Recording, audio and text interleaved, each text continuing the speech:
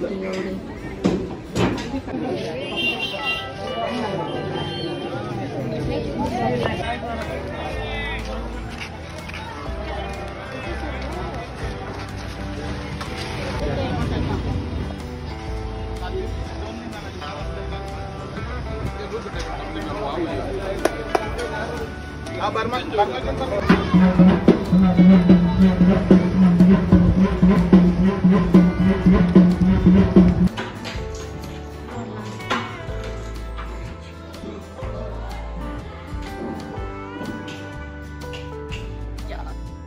चप्पल तर काढू दे मला.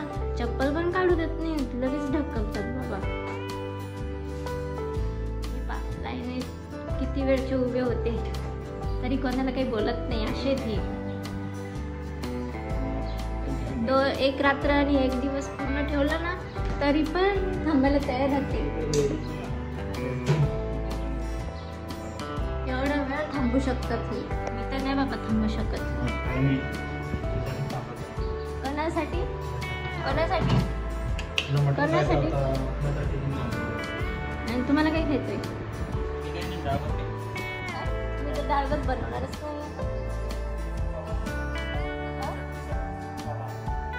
भात तर बनवणारच नाही.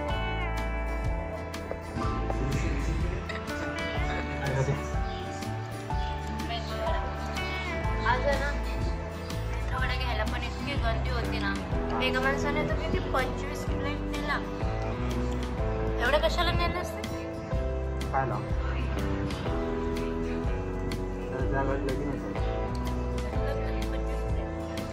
वराडात ना मेंदूवडा केली फक्त 25 लोक राहत असते. तर ती जास्त नाही ना. त्यांच्या घरी किती पाहुणे जास्त नसतात. म्हणजे आजचं त्यांचं जेवणच नाही. मेंदूवडा खूप भारी राहतो. कसं राहतो दाखव. एकदम खतरनाक. इतकं फास्ट काम करतात ना ते. असं टाकतात एका साईडला देतात पण एका साईडला असं मटणवाल्याकडे पण दाबून टाकतो.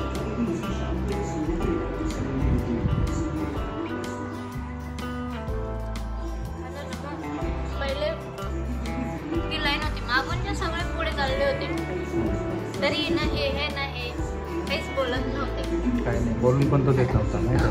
लेडीजला फक्त देत.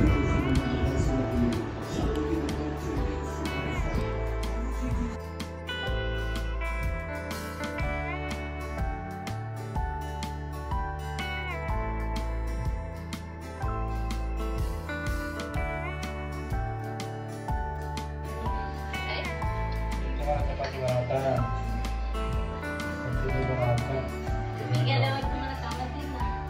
मी जाते वरण भात खाण्याऐवजी चपाती बनवली. कसं काय? ते कालवायचं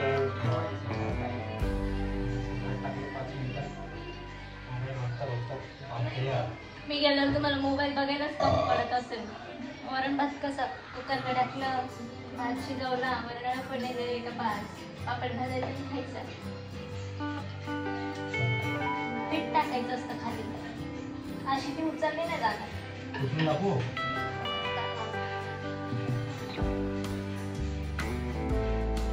पहिलं ताण घे. आणि बनवताय हाताने टाकायचं असतं. 2 बोटं 3 बोटं बुडवायचे असतात.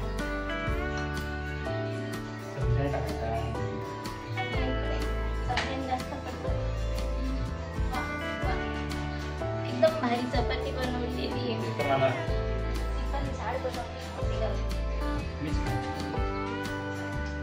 जरासं पीठ टाकून मळणी असते ना अजून थोडीशी लाटली असती. एकदम झाड झाड बनवली. मी ते सांगतो त्यांनाच देतो खायला.